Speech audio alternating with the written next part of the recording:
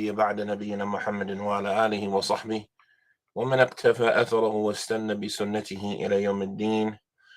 اللهم علمنا ما ينفعنا وانفعنا بما علمتنا وزدنا علما إلى علمنا ولا حول ولا قوة إلا بالله. Inshallah, we'll continue with reading from the book known as Al-Musannaf li Abi Bakr Abdullah bin Muhammad ibn Abi Shaybah rahimahullah ta'ala, who passed away in the year 235 after the Hijrah. And we are in the section Kitab al-Tahara, the section that deals with purification.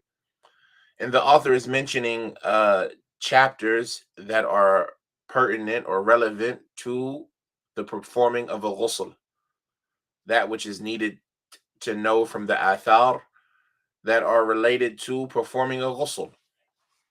The previous chapter, we covered the statement of the author rahimahullah ta'ala, في الرجل يفرق غسله من الجنابة, regarding a person who divvies up or who separates or who chops up their bathing when bathing because of janaba.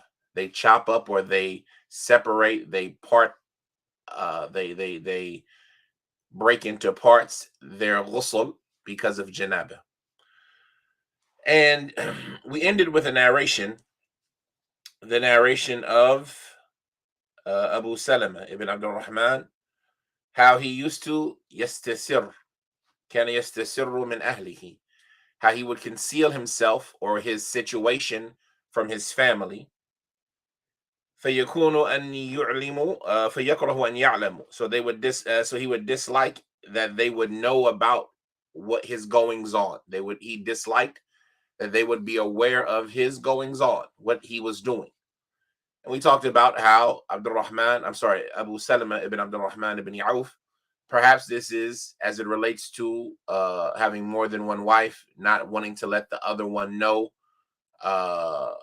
the relationship and the intimacy that he had previously engaged with her co-wife. And one thing I want to talk on, just since we're back here, is that that's good etiquette, right? Some people might think that this is done out of, treachery or sneakiness or something like that. Well, billah. This is good etiquette, right? The co-wife is in Arabic is called ad-darra, the one who brings harm, because it's natural that the co-wife will feel some type of harm from her co-wife, right? One wife will feel some type of harm from the other. And from the sharia, from the things that are legislated, is la darar wa la dhirar, to reduce and minimize the harm that one suffers because of your actions. And so you'll find that, for example, from the rights of a spouse, if you have more than one wife, is that they all be given their own domicile, their own place to live, with their own kitchen and their own toilet, their own bed, right, their own sitting area, as well as their own door and their own entrance. And the scholars, they talk about the reason why it's necessary for a wife to have her own door and her own entrance is so that she doesn't have to pass by her co-wives when she enters and exits, because that would be a harm. That would be something that would cause her grief, right? And so we see, since we're here, some of the mistakes that some brothers, like to do when they put their spouses in one home, where they share everything and they make it as if it's a commune, right? This is not necessarily the way that the Salaf would do it, right? And so, فإن خفتم أن لا تعدلوا فواحدة أو ما ملكت أيمانكم ذلك أدنى أن لا تعولوا. If you don't feel that you can be just, then just have one, or that which your right hand possesses. That's better, so you don't end up committing oppression. Anyway, the action of Abi Salama of concealing his actions, whether it was from his co-wife, one of his co-wives, or from his family in general, that he wouldn't want them to know that he was taking a bath from janaba, because of janaba. So he would break up his ghusl. And so he would wash the entirety of his body up until his neck. And he would dislike to wash his head, least they would be aware of what he's doing. If he were to wash his entirety of his body, they would notice it and observe it, and then therefore know that he was taking a ghusl because of janaba, and maybe have some offense or have some grief or concern over that. And then when he would go to his family, i.e. to his other family, his other wife, he would say, I have something wrong with my head. There's something with my head. And he would request that some help me. And this is where we wanted to pick up today, because the next chapter is relevant to this narration. And al-khatmi is a type of hibiscus. It's a type of flower. Sometimes they call it althea or rose of Sharon. And this type of plant is a good medicinal plant. They make hibiscus teas and things like this. And so he would request that some khatmi be brought. And it is that you take the water and you mix into it this flour, and it has a healing effect, right? A soothing effect. And he would wash his head using that type of water. And so it was able to conceal his taking of a ghusl, because he's only washing his head with this hibiscus, because he finds something, either something going on with his head, i.e. it's not bathed. He needs to finish bathing it. But it could be perceived as, a headache or something like that. And so the family would be none the wiser. We mention all of that to say the next chapter that the author brings, or that the author presents based on this formatting of the book, is the chapter that he entitles في الرجل أو في الرجل آسف في الرجل يغسل رأسه بالخطم ثم يغسل جسده.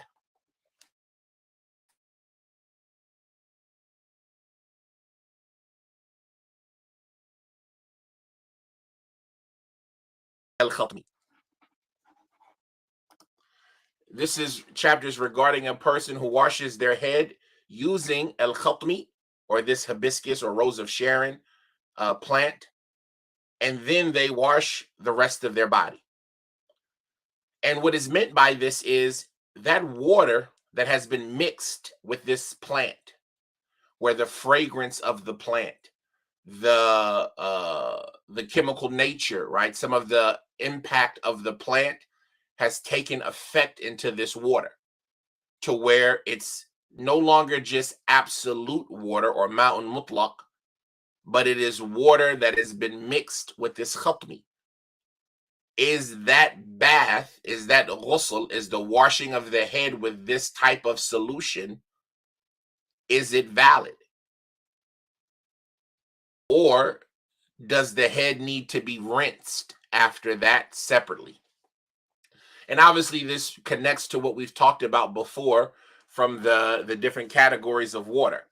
And if the water changes its taste, color, or smell because of something pure, while still remaining as water, then the view that we adopt is that it's still purifying, it's still tahur. While other scholars say no, it's become tahir and is no longer able to be used to purify. And here we have a circumstance where this water, it's still water, but they call it al-khatmi, right? They call this type of water with the name of the plant. And that's because of the effect that the plant has had in the water. So it's as almost as if he's washing his head with unboiled tea. Or perhaps they might boil it, right? Because in boiling it, it extracts some of the medicinal properties from the plant. That's the reason why it's boiled, because when boiling it, it breaks it down and extracts some of the benefits out of the plant, mixing it with the water. So what is the ruling on using this type of solution? And so this is what the author is going to talk about: washing the head using chutney. And he specifies the head because of some of the statements of the Salaf in this topic. And it's practical to what we talk about nowadays. Say, for example, somebody takes a bubble bath, or they get into a tub, soaking tub with Epsom salt, or some solution or chemical where they're soaking in the tub, and this water has been mixed with these various chemicals or solutions or ingredients to soothe or comfort the body or relax the muscles. Is that water purifying? Right? And these are where these conversations become practical, right? Somebody might look at the conversation of the different categories of water as if, well, these things aren't practical nowadays. Everybody has, tubs and showers and things like that. But there's still an impact when we look at these different methods of relaxation and medicine, treatment, and remedy. In any circumstance, the verifier of the book, Sheikh Ash-Shithri, rahimahullah, hafidhahullah ta'ala, and likewise, we want to announce our grief for the loss of one of the scholars of this ummah, the mufti of the Kingdom of Saudi Arabia, Sheikh Abdulaziz al-Sheikh, rahimahullah ta'ala. He passed away today. Today being, what is it,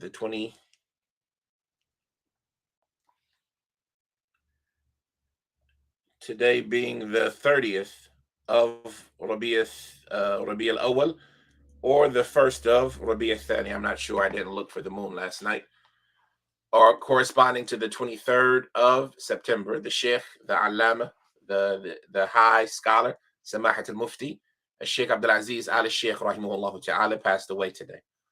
And the Sheikh, rahimahullah ta'ala, although in his prominence, not as impactful, one might say, as the one who preceded him in Sheikh Abdulaziz ibn Baz, rahimahullah ta'ala, it should be known that the Sheikh, rahimahullah, Abdulaziz al-Sheikh, was one of knowledge and impact in this ummah, and one who had a great concern for the Muslims. And if you ever had the privilege of sharing his presence, you could tell his love for those who were in the gathering with him and those who he could direct in Islamic awareness. And so may Allah have mercy upon him and enter him into the highest levels of his paradise, as well as us. Ameen. In any circumstance, the Sheikh, Sa'd Ash-Shithri, hafidhahullah ta'ala, the verifier of this book, he says that قال مالك والشافعي وأحمد في رواية إن تغير الماء بالخطم لم يجز أو لم يجزئه or لم يجزئه وقال أبو حنيفة بالإجزاء. He says that Malik and Ash-Shafi'i and Ahmed, in one of the statements that is reported from him, they all say that if the quality of the water changes because of the khatmi, because of this althea or this hibiscus plant, if the quality, i.e. the taste, color, or smell of the water changes, then it does not suffice the individual to wash his head using it. So this is the view of Malik and Shafi'i, and one of the views of Imam Ahmed. And he says, and as far as Abu Hanifa, then he has the view that it is sufficient. As is well known, their disagreement as it relates to water that is tahir, that has changed its taste, color, or smell because of something tahir. And Abu Hanifa, as well as one of the views with the Hanabila, is that water maintains its purifying quality. We noticed that the verifier, Sheikh Ash-Shithri, hafidhullah, here he doesn't mention the preponderant opinion. He doesn't say وَهَذَا أَرْجَحْ or وَقَوْلَ الْجَمْهُورِ أَرْجَحْ, as he says in other places. It's because of the well-known disagreement in this issue. And so it would be interesting to see the Sheikh's personal opinion in this. But in any circumstance, this chapter is regarding a rajul يغسل رأسه بالخطم ثم يغسل جسده, regarding a man or a person who washes their head using hibiscus or a khatmi, rose of Sharon, the specific type, which is also known as al-thiyah, and then washing or completing the washing of his body. Abu Bakr ibn Abi Shayba, he says, حدثنا أبو الأحوص عن أبي إسحاق عن الحارث ابن الأزمع أنه قال قال عبد الله من غسل رأسه بالخطم وهو جنب فقد أبلغ الغسل. Abu Bakr, he says that Abu al-Ahwas narrated to us on the authority of Abi Ishaq, on the authority of Al-Harith ibn al-Azma', Al-Harith ibn al-Azma', who said that Abdullah, yani Abdullah bin Mas'ud, he said, whoever washes his head using al-khatmi, then he has indeed done an extensive, while he is in a state of janaba. Whoever washes their head using al-khatmi while in a state of janaba, then they have indeed done an extremely effective ghusl. They have done an excellent, or they have, exceeded the required minimum and done a more extensive ghusl. Whoever washes their head with al-khatmi while in a state of janaba, then they have indeed, what was the word we just used? Then they have indeed done a highly effective or highly extensive ghusl. So this is Ibn Mas'ud saying that the ghusl using al-khatmi for the head is extremely effective and highly effective, extensive in its effect. And so this is him allowing it. This is the view of Ibn Mas'ud, that it's allowed, and not only is it allowed, but it's even more effective than just using bare water or pure, or should we say al-ma' al-mutlaq, right? The simple water that doesn't have any other additives in it. And so this is the view of Ibn Mas'ud radiyallahu ta'ala anhu. نعم. Abu Bakr, he says, حدثنا يعقوب بن إبراهيم عن ابن أبي ليلى عن أبي الزبير عن جابر مثله. He says that Yaqub ibn Ibrahim narrated to us on the authority of Ibn Abi Layla, on the authority of Abu Zubayr, on the authority of Jabir, and لعله Jabir ibn Abdullah, who said a statement that is similar, right? So Jabir, and if this is Jabir ibn Abdullah or Jabir ibn Zayd from the Tabi'een, I'm not sure. I'd have to look up. Let's look up. Why not? Abu Zubayr, does he narrate on Jabir from the so Ibn Abi Layla is Abdul Rahman ibn Abi Layla from the Tabi'een on Abi Zubair. And I'm not sure who Abu Zubair is. There's a lot of them. So it's not obviously the one that's the teacher of Al-Bukhari. Abi Zubair.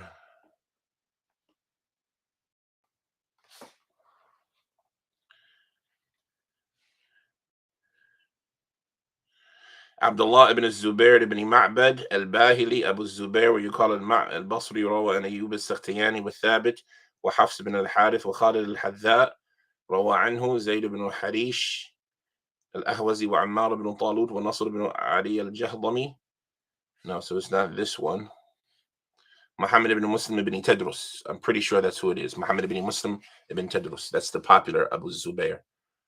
No, Rawa and Jabir ibn Abdullah. No, so it's Jabir ibn Abdullah. And this is Ibn Tadrus. Muhammad ibn Muslim ibn Tadrus.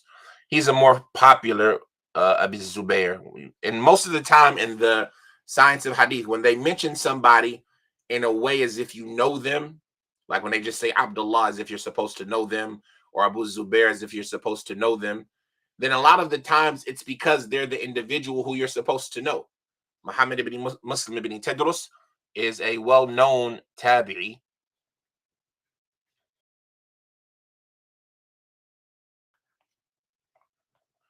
Abu Zubair, and he does narrate on Jabir ibn Abdullah.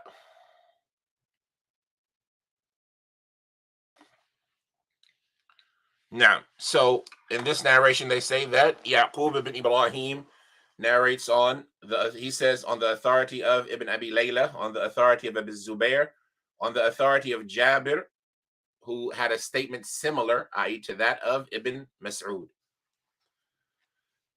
Abu Bakr, he says, حدثنا أبو الأحوص عن أبي إسحاق عن الحارث عن علي رضي الله تعالى عنه أنه قال من غسل رأسه بغسل وهو جنب بغسل من غسل رأسه بغسل وهو جنب فقد أبلغ الغسل. They say that Abu Bakr says that Abu al-Ahwas narrated to us on the authority of Abi Ishaq, on the authority of Al-Harith. Right? Abu Ishaq is Al-Sabi'i on the authority of Al-Harith. The same isnad as the first hadith on, or an athar on Ibn Mas'ud. But here, instead of Ibn Mas'ud, they say on the authority of Ali. So we have Abu Bakr ibn Abi Shayba, who said that Abu al-Ahwas narrated to us on the authority of Abi Ishaq, on the authority of Al-Harith, on the authority of Ali.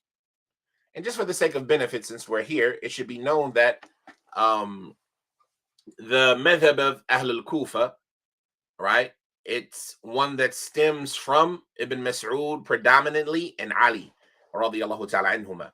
Right, they are the two sources of the fiqh of the people of Kufa, just like you find people like Zayd ibn Thabit and Ibn Umar and Abu Hurairah radiyallahu ta'ala anhum being the source of the fiqh of the people of Medina.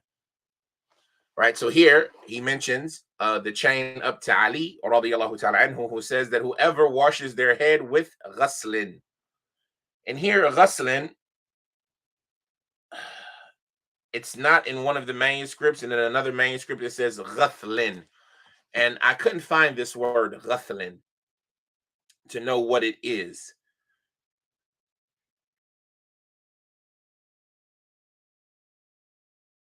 Ghathlin.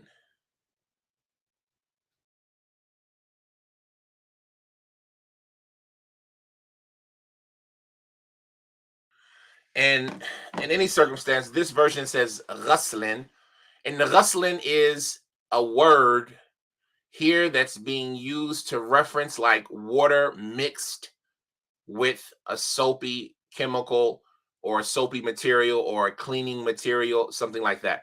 So when they say ghaslin, it's not just the water. It's like whoever washes their head with this solution that is used specifically for washing, ghaslin, right? Like what nowadays, water and soap. And so here he's referring to water with al-khatmi. And so this is the statement of Ali: whoever washes their head with ghaslin, right? Whoever washes their head with some cleaning solution of water mixed with something that can be effective in cleaning while in a state of janaba, faqad ablagha al-ghusl. Then he has done a highly effective ghusl. His ghusl is one that is extremely effective and superior to others. So this is the statement of Ali encouraging the use of this water that has been mixed with a cleaning solution or a medicinal solution, something of that nature. Abu Bakr, he says, حدثنا عبد الرحيم بن سليمان عن زكريا عن أبي إسحاق عن الحارث بن الأزمع أنه قال سمعت عبد الله رضي الله تعالى عنه يقول من غسل رأسه بالخطم وهو جنب وهو جنب وهو جنب وهو جنب with الضمة وهو جنب فقد أبلغ الغسل. وقال الحارث ولكن لا يعيد ما سال من الخطم على رأسه أيضا. Here he brings another isnad for the same narration of Abdullah ibn Mas'ud. He says that Abdul Rahim ibn Sulaiman narrated to us on the authority of Zakaria, on the authority of Abi Ishaq. Right? So isnadun nazil. The first isnad to Abdullah ibn Mas'ud was Ali. He had only one narrator between him and Abi Ishaq, which was Abu al-Ahwas. Here he has two. So this isnad, although similar, it took him 2 steps to get to the same place that he got to with 1 step. And that's because of some of the added benefit in this narration. He says that Abdul Rahim ibn Sulaiman narrated to us on the authority of Zakaria, on the authority of Abi Ishaq, on the authority of Al-Harith ibn al-Azma', who said, I heard Abdullah. So here we see the connection, right? This narration has an added benefit of showing us that Al-Harith ibn al-Azma', he actually heard this statement from Abdullah ibn Mas'ud, while the previous narration just simply said that he stated it without clarifying did he hear it or not. And so he says that Al-Harith ibn al-Azma', he says, I heard Abdullah saying, whoever washes their head with al-khatmi while in a state of janaba, then he has done an extremely effective ghusl. And Al-Harith, yani Harith ibn al-Azma', the narrator, he says, ولكن لا يعيد ما سال من الخطم على رأسه أيضا.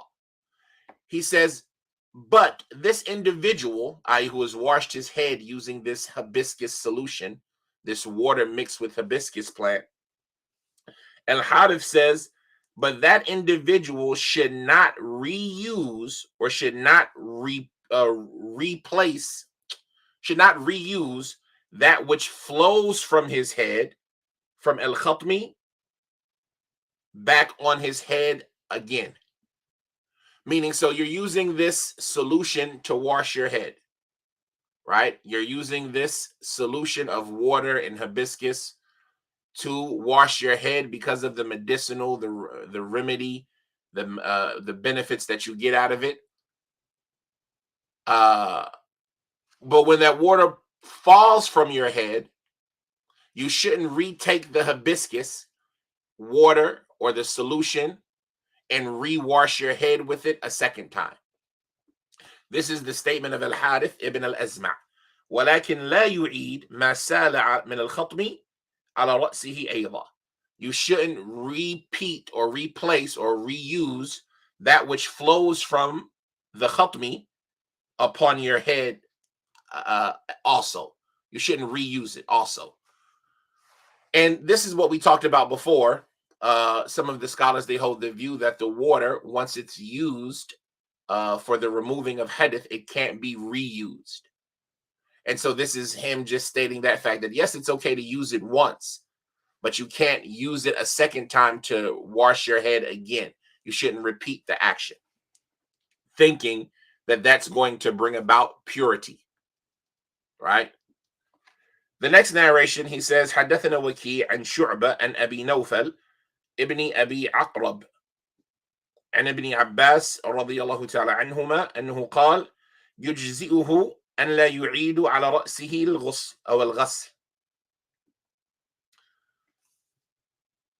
Abu Bakr, he says that Waki' narrated to us on the authority of Shu'bah, on the authority of Abi Nawfal ibn Abi Aqrab, on the authority of Ibn Abbas radiyallahu ta'ala anhu, who said it is sufficient for him as long as he does not reuse upon his head that washing solution, right? As long as he doesn't reuse that liquid or that ghusl, that fluid on his head again. It's sufficient to use al-khatmi. You can use it, but don't repeat it and reuse it over and over again. And it could also be said that this is a medicinal statement, right? Not necessarily a purification statement, but a medicinal statement that if you're going to use this type of solution that has these benefits in it, maybe don't overdo it, could be also what they're referring to here. Maybe to reuse it a second time could bring about more harm than benefit when using it for its medicinal or for its effectiveness in purification. And that's also something to think about, right? And so he says, يُجْزِئُهُ أَنْ لَا يُعِيدَ عَلَى رَأْسِهِ الْغُسْلِ. It's sufficient for him and to not repeat that, or to reuse or to put back that solution onto his head. Now, the next narration, he says, حدثنا حفص عن الأعمش عن إبراهيم أنه قال قال عبد الله إذا غسل الجنب رأسه بالخطم أجزأه ذلك. قال إبراهيم مثل ذلك أو قال لا يعيد عليه.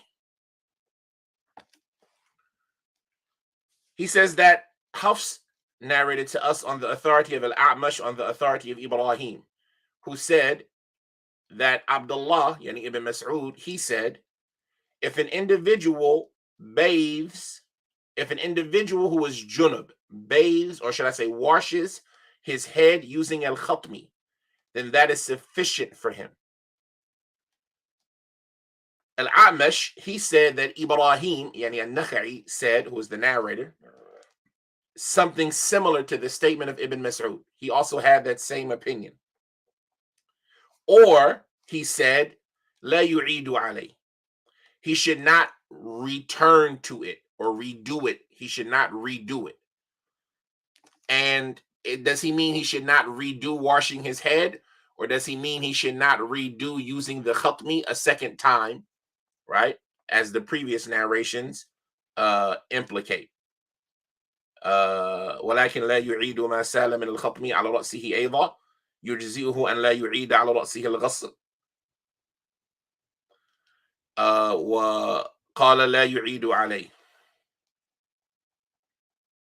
Now, the next narration, he says, حدثنا وكيع عن سفيان عن الأعمشي عن سالم وحفص عن الأعمشي عن سالم عن سارية ولم يذكر سفيان سارية قال سئل عبد الله عن الجنب يغسل رأسه بالخطم فقال يجزئه إذا غسل أن لا يعيد على رأسه. Now this narration it's even more clearer than the previous ones. The previous ones, I feel that the translation that we're giving them is a stretch, but I'd have to look more into it, because the previous ones make it seem as if they're talking about, like the narration of Al-Harith, where he says, Al-Harith, where he says, وَلَكِنْ لَا يُعِيدُ مَا سَالَ مِنَ الْخَطْمِ عَلَى رَأْسِهِ أَيْضًا. He should not, but, so this shows that it's something different. He should not redo what has fallen or poured from the khatmi onto his head also.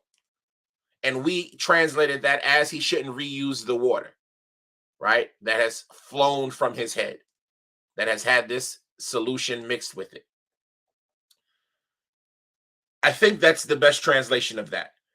And likewise, the statement of Ibn Abbas, it's sufficient for him. Here, we could translate it a couple of different ways, I think. We could translate it, it's sufficient for him, and la yu'id. The N here. What does the N in Arabic represent here? Is it Zaida? Is it's sufficient for him to not redo upon his head any washing? Or does it mean as long as, right? And la yu'id. Does it mean yujzi'uhu and la yu'id? It's sufficient for him to not have to rewash his head. And I think that might probably be the better translation of what Ibn Abbas is saying. Instead of us saying it's sufficient for him as long as he doesn't rewash his head, perhaps the better translation of what Ibn Abbas is saying is it's sufficient for him to not have to rewash his head, right? And so that one is a little bit more clear than the statement of Al-Harith. Then you have the statement of Ibrahim, where he says, La yu'idu alayh. He doesn't redo it, or he doesn't have to repeat it upon it, i.e. upon his head. And so it could mean he should not replace or re-put the water back onto his head, or it could also mean he doesn't need to redo the action of washing his head. And so these statements are a little bit ambiguous, at least in my opinion, and maybe they're clear to someone other than me. And obviously with research, we could find these things out. You know, I'm translating on the fly. But one of the benefits here is that Ibn Abi Shayba, he brings a narration from Ibn Mas'ud that is clearer and more direct regarding perhaps what is being said. And this is one of the things that you can do when things are unclear for you sometimes, whether it be a transmission, or improper transmission where a word was missed or a statement was misunderstood and therefore transmitted improperly, or whether it be a typo, something that happened in the manuscript or something that happened in the printing of the book. Yes, you can look at other books and other narrations to see if they kind of narrated with different words that give a clearer picture. But also you can look in the same book to see do other people narrated in a way that might give some clarity to what's being said. And so in this narration that he brings here, he says that Waki' narrated to us on the authority of Sufyan, yani Sufyan al-Thawri, on the authority of Al-A'mash, on the authority of Salim, as well as Hafs, on the authority of A'mash, on the authority of Salim. He says on the authority of Sadiya. So Salim is narrating on a Sadiya, and he says, وَلَمْ يَذْكُرْ Sufyan Sadiya. But in the narration of Sufyan, it's just Sufyan, Waki' and Sufyan on A'mash, on Salim, and he didn't mention Sadiya. But in the narration of Hafs, it's Hafs on A'mash, on Salim, on Sadiya. So there are two different chains, two different versions of the hadith being narrated by Salim. He says, whether it's Sadiya or Salim, depending on the chain, that Abdullah was asked, i.e. Abdullah ibn Mas'ud, was asked about a person in a state of janaba who washes their head using al-khatmi, right? So they're not using a separate source of water. They're just using al-khatmi for their head. And remember, we said al-khatmi is this water mixed with the plant. And has it changed its taste, color, or appearance? The more probable conclusion is that yes, it has changed, right? It's not likely that they would be referencing it with this name al-khatmi unless it had some effect in the water in its taste, color, or smell. Nor would they be using it, but most likely, if it didn't have some altering effect to the water.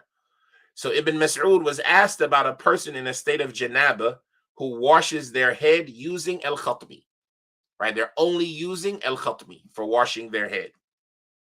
Ibn Mas'ud, he said, yajzi'u. It's sufficient for him if he washes it to not have to rewash his head. Meaning, if you use this solution when washing your head, then that is sufficient for you and you don't have to rewash your head. And so this statement of Ibn Mas'ud, it kind of gives a little bit of clarity to the previous statements that could be taken either way, right? Lakin la yu'idu ma salam min al-khatmi ala ra'sihi ayda. The statement of Al-Harith ibn al-Azma' is stronger towards the possibility of meaning he should not reuse the khatmi water. As far as the statement of Ibn Abbas and the statement of Ibrahim al-Nakha'i, then they are, kind of in between. Is it referring to not reusing the water, or is it referring to not needing to redo the wudu, or the ghusl, should I say, for the head? While the statement of Abdullah bin Mas'ud here is the clearest of them, saying it is sufficient for him, yujzi'uhu, it's sufficient for him, either ghasala, if he washes it, to not have to repeat washing his head. So if you've used this solution, then you don't need to redo the washing of your head afterwards. If you soaked in the tub with Epsom salt or with aloe or with some, medicinal or, remedying type of solution, while that solution is water still, it's still water just with the traces of these other things in it, then you don't have to get out and re-shower or re-bathe. That's sufficient enough for a ghusl. This is the statement of Ibn Mas'ud. And like we said, they're applying it specifically to the head. And that could be potentially because of the healing properties of this al-khatmi for the head specifically. And does it apply to the rest of the body by comparison? We mentioned in the beginning the statement of Abu Hanifa and one of the opinions of Imam Ahmed that yes, this is the case with any type of tahir water. A couple of more narrations. He says, حدثنا ابن مهدي عن سفيان عن منصور ابن صفية عن سعيد بن جبير في الجنب يغسل رأسه بالسدر قال لا يغسل رأسه. Here he says that Ibn Mahdi, yani Abdul Rahman ibn Mahdi, he narrated to us on the authority of Sufyan. And Sufyan here is Athawri, most likely Sufyan Athawri, and I say almost 100% sure, who narrates. Oh no, maybe not, because I thought it was Mansur ibn al-Mu'tamar, but he's narrating on Mansur ibn Safiya. And in one of the manuscripts it says An Safiya, which that might be accurate. Let's see, Mansur ibn Safiya. Who is he? Because Sufyan al-Thawri would often narrate on his Sheikh Mansur ibn al-Mu'tamir, who was a famous scholar and the teacher of Sufyan. But here, in one of the narrations, instead of having the word ibn with a ba and a noon, it has the word an with an ain and a noon. So if you're visualizing it, you can see how that can get transposed. So is it Sufyan and Mansur and Safiya, or is it Sufyan and Mansur ibn Safiya? These are things that, depending on the version of the book that you can get, when they talk about what book and what print to get, these type of mistakes make a big difference because they change the entirety of the isnad. Changing ibn to an happens often in the printing of books. So is it Mansur ibn Safiya or Mansur an Safiya? And so we need to figure out here in the footnotes, he doesn't mention anything except what the other manuscript says. And Sheikh al-Shitri, hafidhullah ta'ala, his tahqiq, his verification of the book is probably one of the better ones. But let's see, who is Mansur ibn Safiya?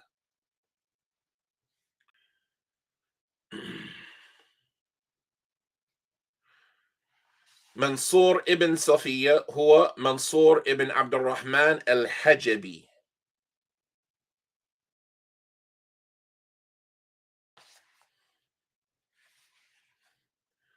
منصور ابن عبد الرحمن الحجبي. منصور ابن عبد الرحمن.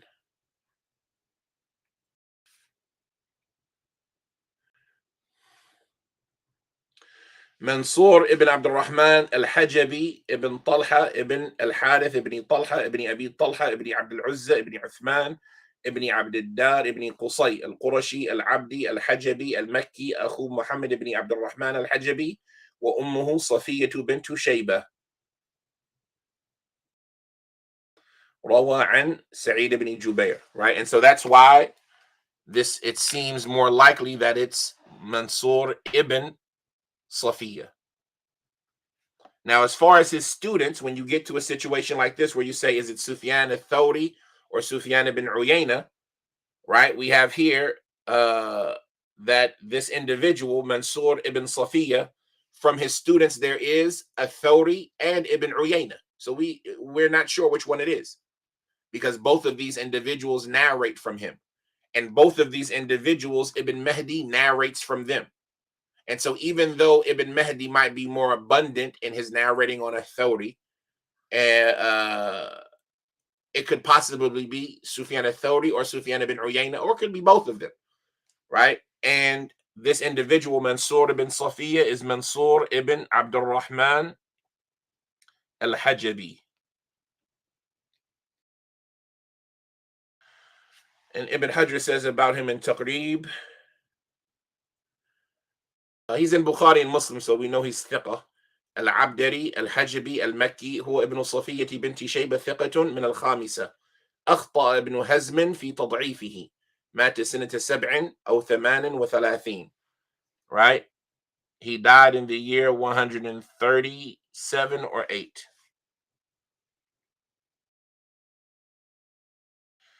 And he's thiqah. And he was somebody who used to narrate on Sa'id ibn Jubair. And so that's what makes us feel more confident that that's him, because that was Mansur ibn Safiya's prominent teacher, Sa'id ibn Jubair. Right? How do you know he's his prominent teacher? We talked about in Tahdhib, and we ask Allah to give us success to get back on our reading together from the book Tahdhib al-Kamal by Tahdhib al-Tahdhib by Ibn Hajar. But he mentions that when he talks about him, he's going to mention his teachers and those people who were prominent from his teachers. So he mentions his parents first, Ummuhu Safiya, as well as Musafi ibn Shayba, who was related to him, right? His mother's brother, it would seem, Safiya ibn Shayba, and Musafi ibn Shayba al-Hajabi, as well as Sa'id ibn Jubair. So that's the first teacher that he mentions of him. So it seems that this isnad is Abdul Rahman, narrated to Ibn Mahdi, who was Abdul Rahman ibn Mahdi, who died in the year 198. Abdul Rahman ibn Mahdi, wa Yahya ibn Sa'id al-Qattan, wa Sufyan ibn Uyayna, they all died in the year 198, if I'm not mistaken. Because Abdullah ibn Mubarak died in the year 183. Who died in the year 181? Abdul Rahman ibn Mahdi. Abdul Rahman ibn Mahdi, yeah, but he died in the year 190. I'm trying to remember who died in the year 181. Because it's either Ibn Mubarak died in 181 and then somebody else died in the year 183, or Ibn Mubarak died in 183 and somebody else died in the year 81. But Yahya ibn Sa'id al-Qattan, Abdul Rahman ibn Mahdi, and Sufyan ibn Uyayna, all of them died in the year 198. In any circumstance, Abu Bakr ibn Abi Shayba, he says that Ibn Mahdi narrated to us on the authority of Sufyan, and it's most likely Sufyan al-Thawri, on the authority of Mansur ibn Safiya, on the authority of Sa'id ibn Jubair. He said, whoever is in a state, regarding the junub individual, Sa'id ibn Jubair said regarding the person in a state of janaba who washes his head using sidr. And sidr, if I'm not mistaken, is lotus, which is another type of plant. Sidr,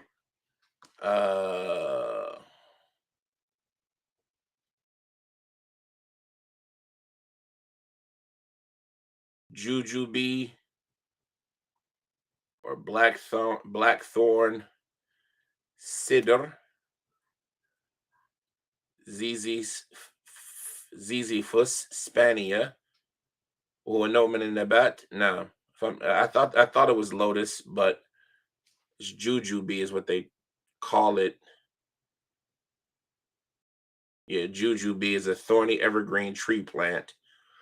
And if I'm not mistaken, it's that bitter plant that they use when you eat. A lot of times you might find that bitter plant with it, and they use it as a way for like digestion sometimes and to clean out the breath, the mouth.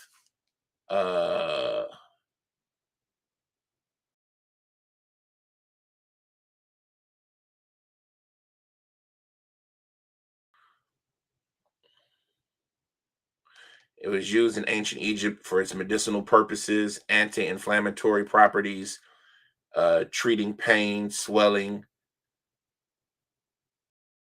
No. So jujube is what it's called. Where am I at? So Sa'id ibn Jubair, rahimahullah ta'ala, he said regarding a person in the state of janaba who washes their head using a sidr or jujube. He said, La yaghsilu ra'sa. Here, this is where this Arabic, it can be complicated sometimes. La yaghsilu ra'sa. He doesn't wash his head. Does it mean he didn't wash his head? Yani ma ghasala ra'sa. La yaghsilu ra'sa. He didn't wash his head, or he hasn't washed his head. He isn't washing his head. Or does it mean he doesn't need to wash his head? All you have is this sentence, La yaghsilu ra'sa. He doesn't wash his head. Does it mean that he doesn't have a need to rewash his head, which it would seem to be the case based on the previous narrations? The majority of the previous narrations, we said the way that we're going to understand them is that he doesn't need to rewash his head, i.e., la yaghsilu ra'sa, he doesn't have to go back and wash his head. Or is it meaning he hasn't washed his head, or he isn't washing his head, and therefore he needs to wash his head as well. It would seem that Sa'id ibn Jubair, especially being the student of Ibn Abbas, especially being what we translated the statement of Ibn Abbas to mean, it's sufficient for him to not rewash his head. That's what Sa'id ibn Jubair is saying here as well. La yaghsilu ra'sa, i.e., he doesn't need to wash his head after that. So if you use some water that has a sidr in it, or some type of solution of water that has some type of medical or medicinal properties in it, some ingredients that serve a medicinal purpose or a cleaning purpose, then Sa'id ibn Jubair is saying la yaghsilu ra'sa, i.e., he doesn't need to wash his head after that using such water, thus supporting the view of Abu Hanifa, as well as one of the statements of Imam Ahmed.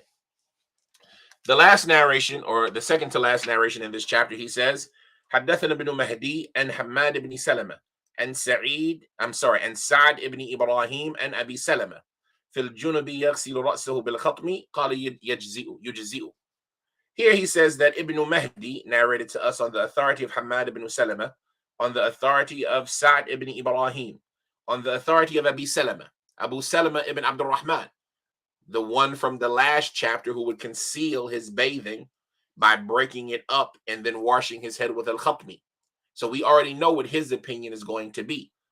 Abu Salama was asked about, or said about, a man who was in a state of janaba washing his head with al-khatmi. He says that's sufficient for him. That's all he needs to do. He doesn't need to use any other water after that to rinse his head.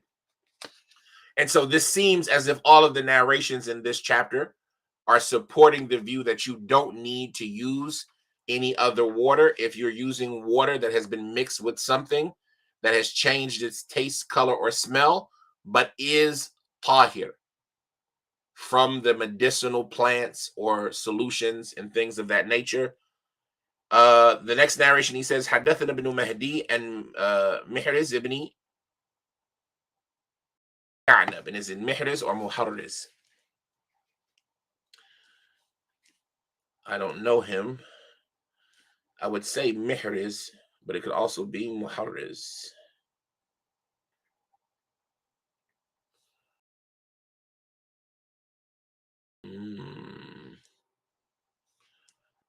And he ثقات لابن حبان.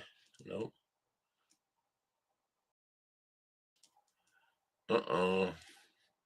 Mihriz ibn Ka'nab. Now, this is an interesting person because he's not in any of the books that I have. Mihriz ibn Ka'nab and al-Dhahhak bihi nahwa.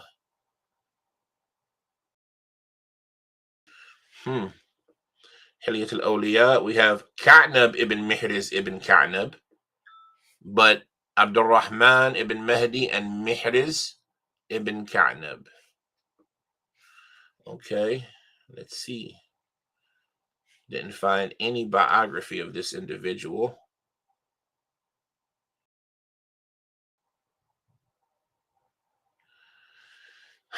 You have him in the Musannaf of Ibn Abi Shayba, Mu'jam al-Awsat, and it seems Mihriz ibn Ka'nab, everybody else is talking about Ka'nab ibn Mihriz ibn Ka'nab. من أهل بصرة يروي عن أبي عاصم والبصريين حدثنا عنه محمد بن عبد الكريم الوزان وجماعة من شيوخنا. That's what Ibn Hibban said about Ka'nab ibn Mihriz ibn Ka'nab.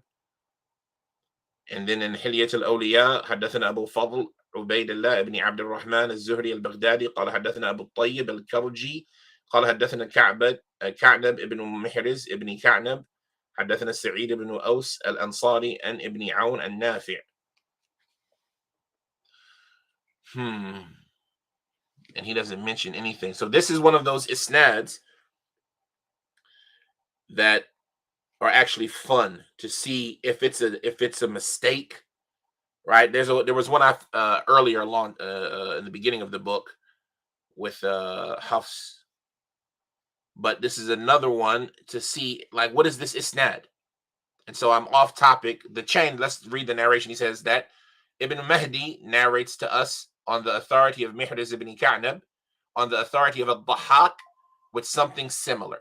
Something similar to the statement of, it wasn't Hamad ibn, it was Hamad ibn Salama on the authority of Abi Salama. Now, Hamad ibn Salama on the authority of Sa'd ibn Ibrahim, on the authority of Hamad ibn Salama. And then this isnad here is Ibn Mahdi on the authority of Mihriz ibn Ka'nab, on the authority of Al-Dhahak, something similar.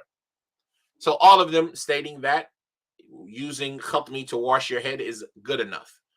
But this narrator, this isnad specifically, Abdurrahman ibn Mahdi, on the authority of Mihriz ibn Ka'nab, on the authority of Al-Dhahak. And is he Al-Dhahak ibn Makhlad or Al-Dhahak ibn Muzahim?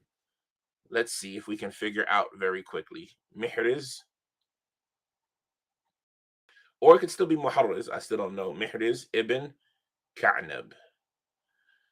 Is there anybody? So we have a lot of people are mentioning Ka'nab ibn Muharriz. So it'd be Muharriz there if it's the same person. Muharriz. Ka'nab ibn, or it could be Muhriz. I don't see any shadda there. Ka'nab ibn Muhriz ibn Ka'nab min Ahl al-Basra يروي عن أبي عاصم والبصريين. And Abi Asim, he is Al-Dhahak ibn Makhlad, if I'm not mistaken. Abu Asim Al-Dhahak.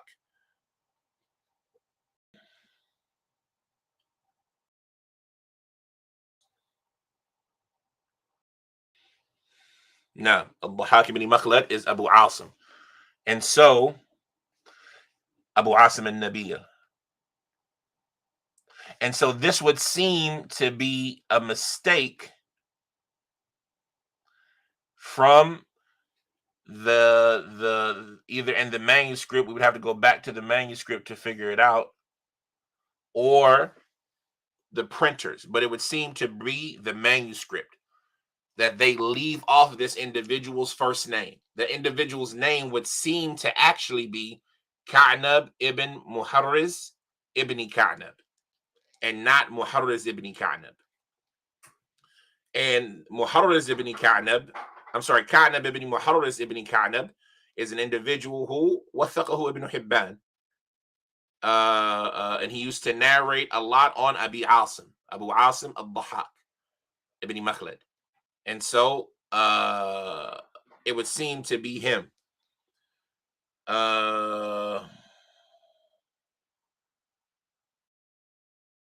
Ka'nab ibn Muhriz ibn Ka'nab al-Bahili Abu Amr al-Basri. Okay, so now that we know him as Ka'nab ibn Muhriz, let's see if we can find the correct pronunciation of his name.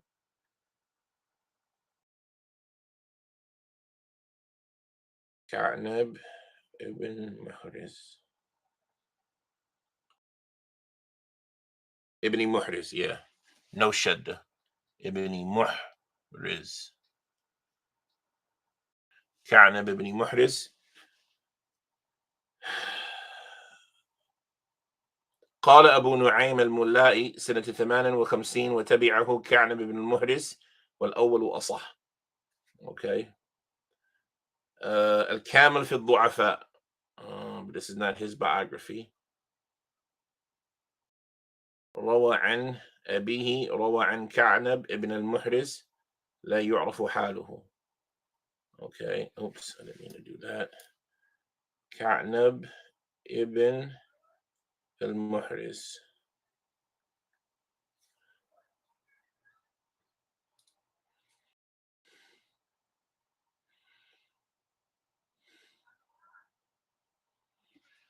Yeah.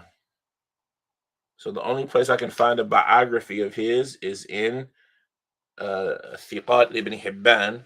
And Ibn Hibban used to be mutasahil. Ka'nab ibn al-Muhriz. Let's see if we find anybody else.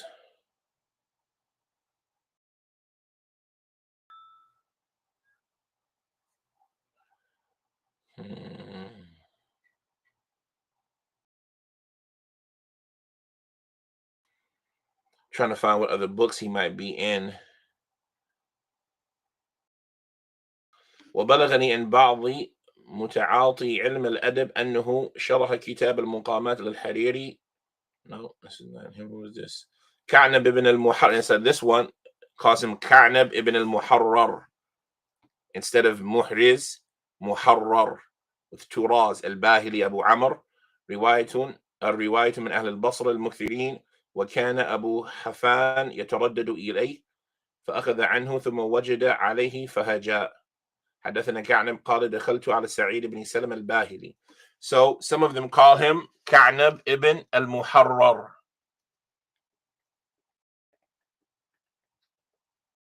بالمهملين or بالمهملتين. Let's see if we can find anybody who calls him that and what books he might be in with that name.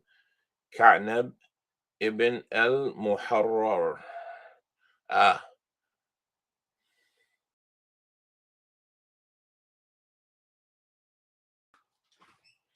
كعنب ibn al-Muharrar. كعنب ibn Muharrar. So he's only in the book Mu'jam al-Udaba with that name. كعنب ibn al-Muharrar al-Bahili Abu Amr. الرواية من أهل البصرة المكثرين. نعم. معجم الأدباء. And who wrote معجم الأدباء?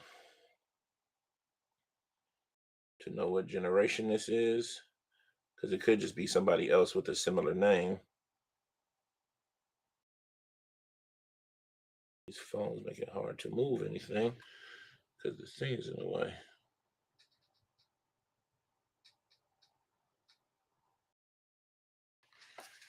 معجم الأدباء.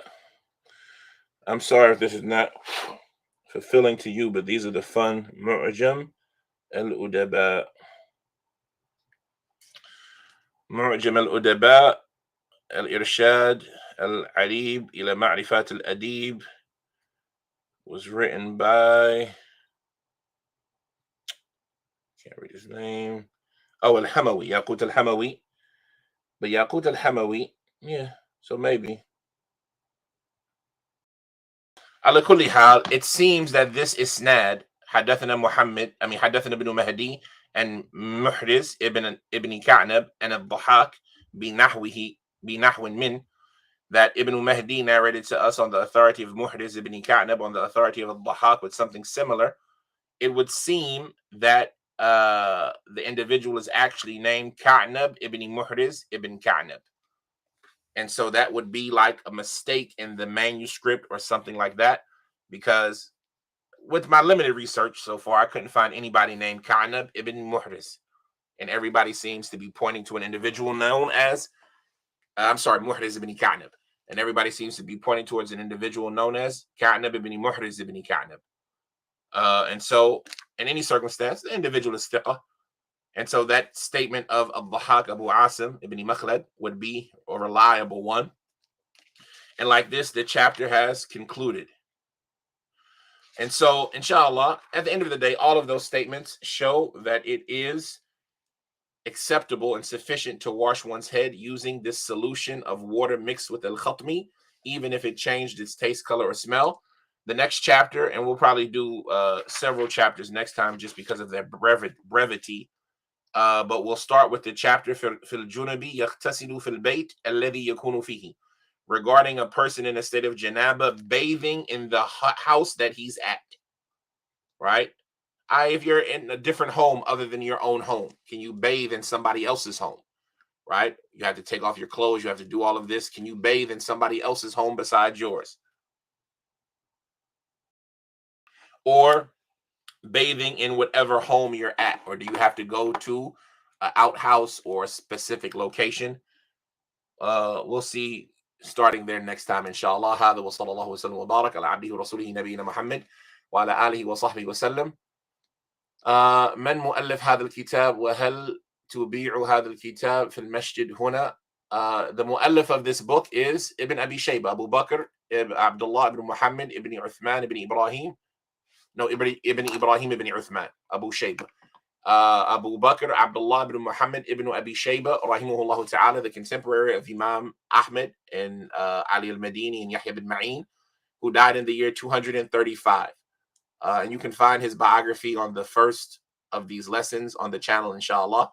بما يغني عن العيادة, inshallah, in a way that we don't need to repeat it, inshallah. You can go back there. As far as do we sell it in our masjid, then no. We do have a copy of it in the library. I'm pretty sure, may Allah give us success to finish organizing and arranging our library so it can be open for individuals who need to benefit from it. Alhamdulillah. And alhamdulillah, we have a decent library at the masjid. I just need to finish organizing it. May Allah give us success to accomplish that, and may pardon me for my deficiencies.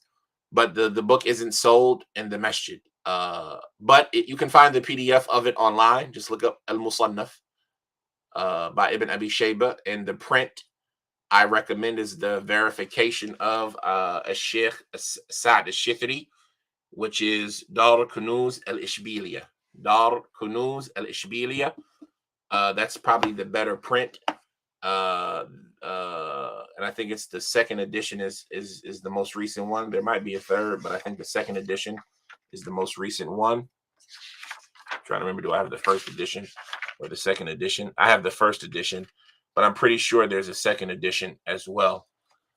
In any circumstance, that's the book, inshallah. You can find it there, inshallah. And there's other prints of the Musannaf of Ibn Abi Shayba, but this is probably the most complete versions of it. The Musannaf of Ibn Abi Shayba. هذا وصلى الله وسلم وبارك على عبده ورسوله نبينا محمد وعلى آله وصحبه وسلم. سبحانك اللهم وبحمدك أشهد أن لا إله إلا أنت أستغفرك وأتوب إليك. السلام عليكم ورحمة الله وبركاته.